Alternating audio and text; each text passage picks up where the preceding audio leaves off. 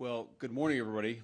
And let me say a couple of notes of appreciation. First of all, to the Prime Minister of Pakistan and to Field Marshal Munir, who were both incredible hosts.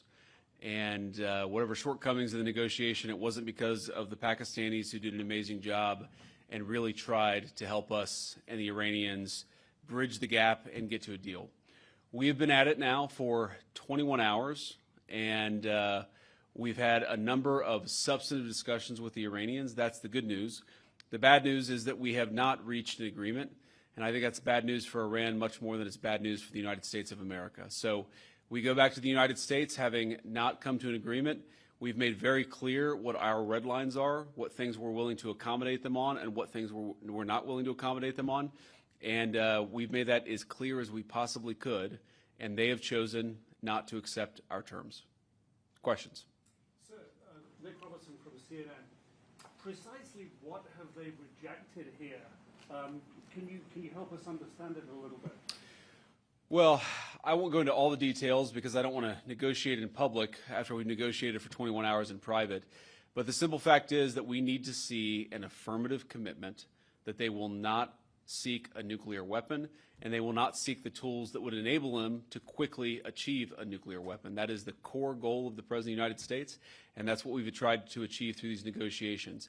Again, their nuclear program, such as it is, the enrichment facilities that they had before, they've been destroyed.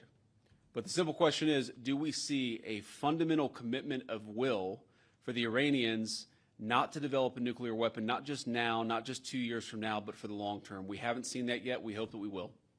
Jen. Was there a framework on anything? And also, did the Iranian frozen assets come up, and did you reach any conclusions on those frozen assets? We talked about all those issues, Jen, and we talked about a number of issues beyond that. And so certainly those things came up. But again, we just could not get to a situation where the Iranians were willing to accept our terms. I think that we were quite flexible. We were quite accommodating. The President told us, you need to come here in good faith and make your best effort to get a deal.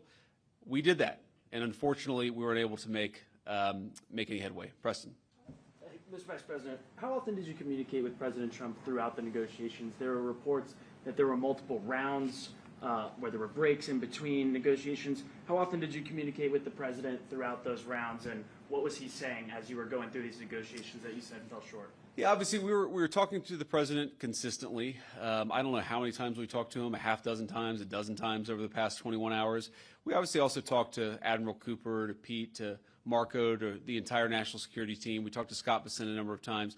So look, we were constantly in communication with the team because we were negotiating in good faith. And we leave here with a very simple proposal, a method of understanding that is our final and best offer. We'll see if the Iranians accept it. Thank you. Mr. Vice President, where does this leave the Strait of Hormuz? Did you going back to Prime sir? Minister Netanyahu at all today? What about the Strait of Hormuz? Did they give you any indication of the Supreme Leader's health?